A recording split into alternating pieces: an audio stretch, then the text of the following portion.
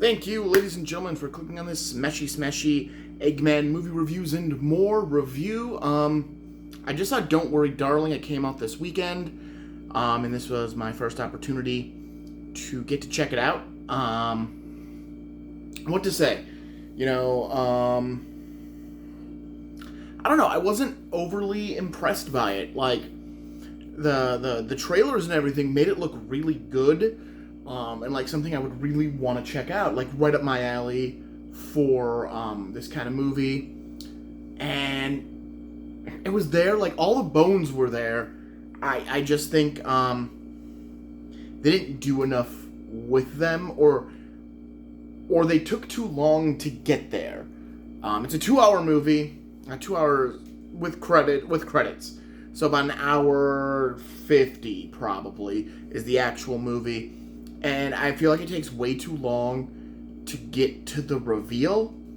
Because it's basically an updated Stepford Wives. You have a community where the husbands are... It's a 50 Styles community. Where the husbands are going off to work every day, leaving their wives at home. And their wives are the perfect wives. And, it's about one of the wives starting to realize there's something wrong. So it's very Stepford Wives vibe to it. But I knew it couldn't just be the Stepford Wives. There had to have been another layer to it, because then why wouldn't you just remake the Stepford Wives? I get it. The last version is one a lot of people didn't like. I might be covering it on this channel. I have a copy of it sitting on that shelf that's right there on camera. I do have a copy of it. I just haven't decided to schedule it in for a review. But yeah, so the Stepford Wives, so it's very Stepford Wivesy, but you knew there had to be a twist to it.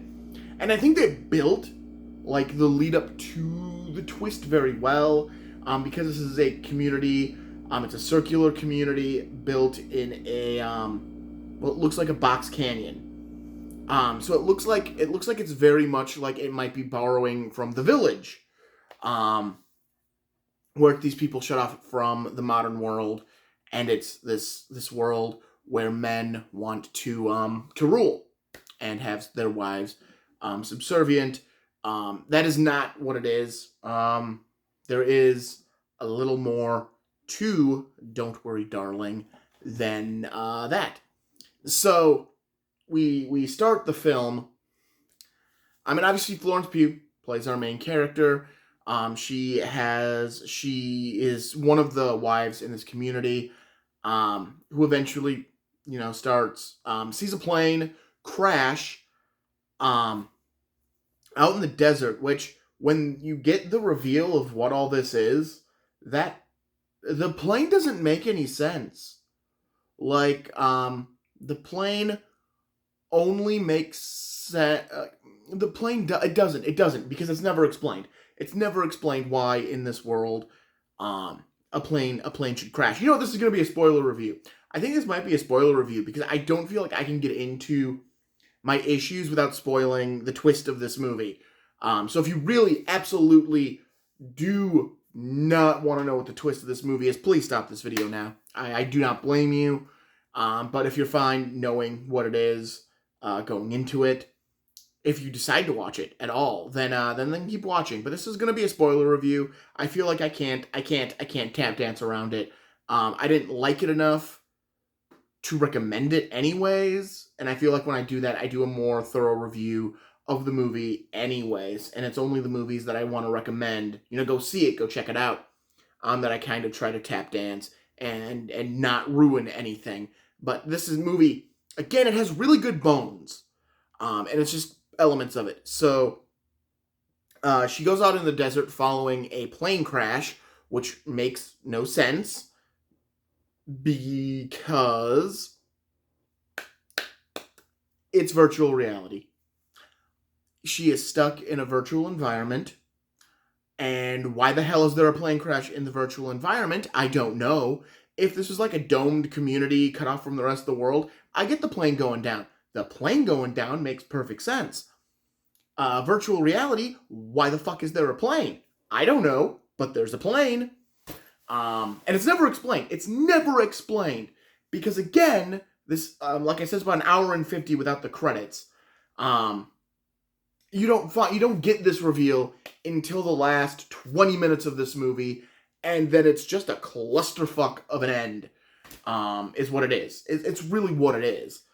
But it's some really good building to Florence Pugh realizing something's going on, something weird is happening, that no one is listening to her. There's another woman in the community who is also spouting the same crazy shit who commits suicide because she actually became aware of what they're in and what's going on, and it's all really interesting and it's all pretty good.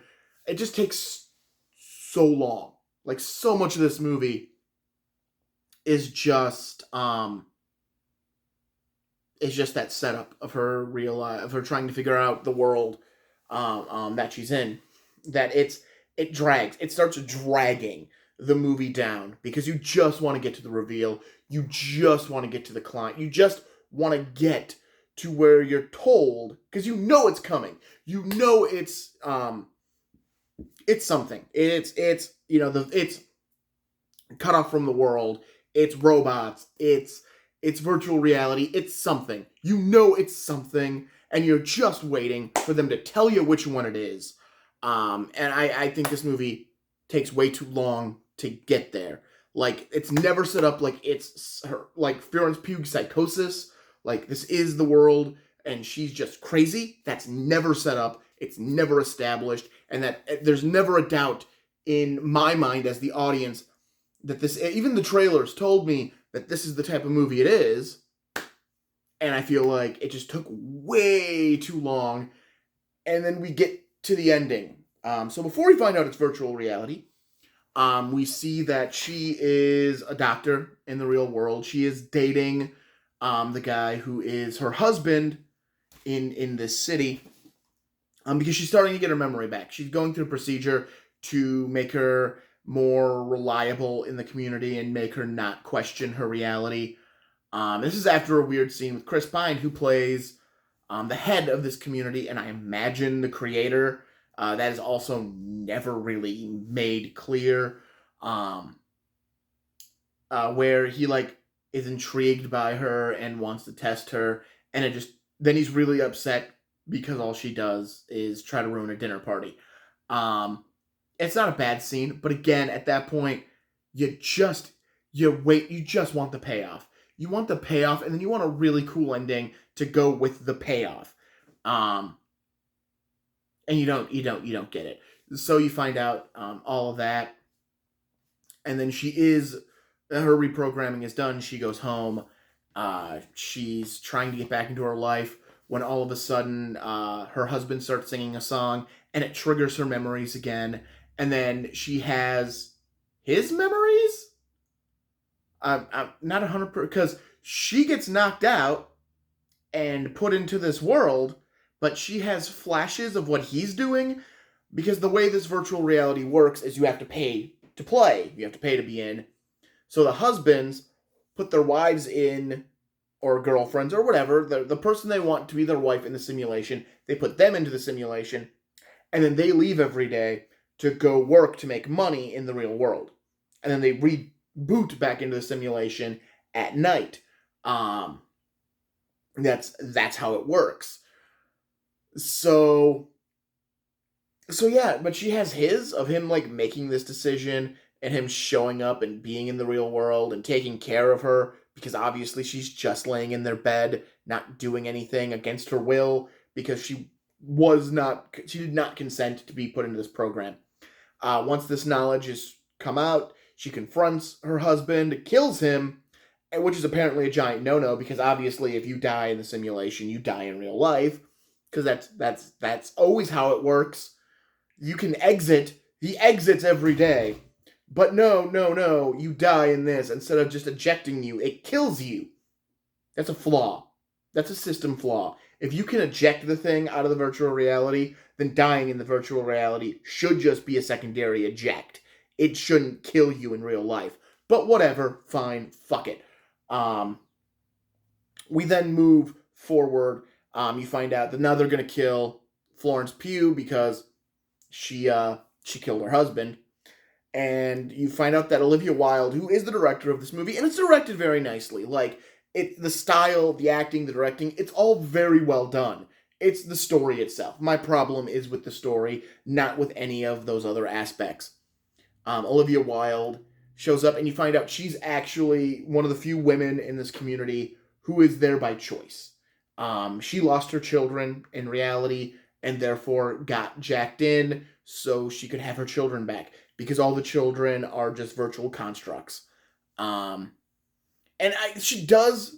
There's a couple of moments where you absolutely know she knows what the hell's actually going on, but isn't telling Florence Pugh.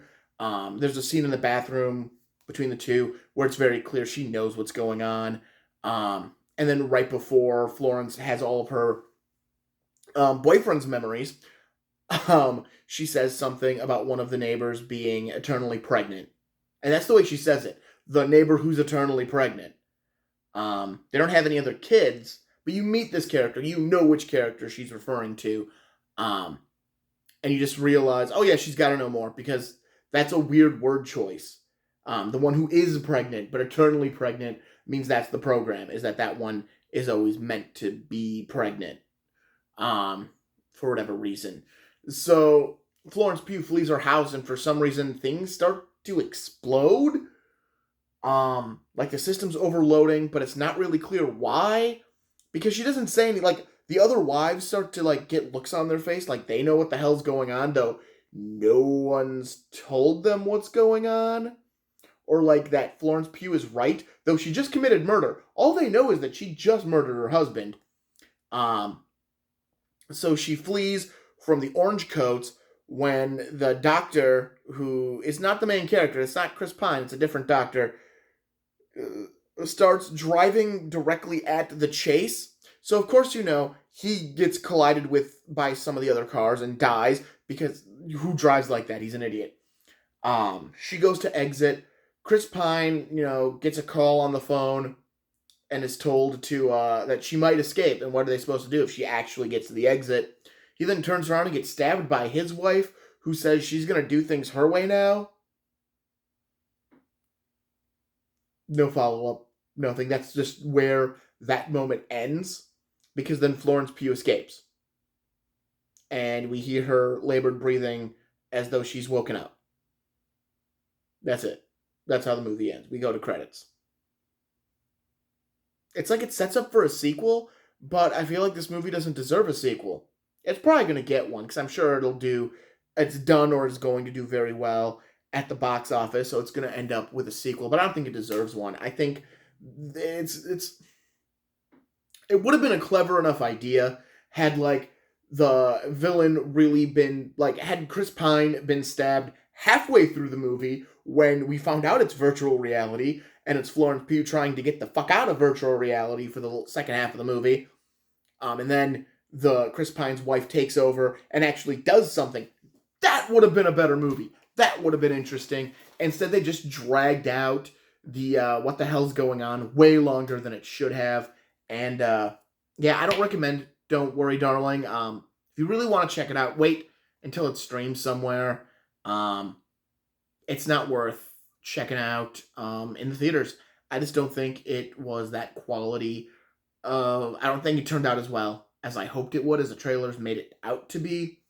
It just wasn't, like, again, structurally it was fine. Like, Olivia Wilde's directing was really good. Florence Pugh, the whole cast did a great job acting this movie. The look is amazing. But it's the movie itself. It's the plot. The plot is bad. That's my thoughts on Don't Worry, Darling. But yeah, I wanted to see it. I was excited to see it, and I'm a little disappointed by it. I'm not doing a top 10 worst movies I saw this year. I've already decided that's not on my calendar. This one might have made that list just because of how, like, I'm disappointed, and it's just wasn't as good as it could have been. I think that idea could have been way better with just some tweaks to the script and a little changes to the story. All right. Well, I'm Martin Prevost. This is Smashy Smashy Eggman movie reviews and more. I will talk at you later. Have a good one.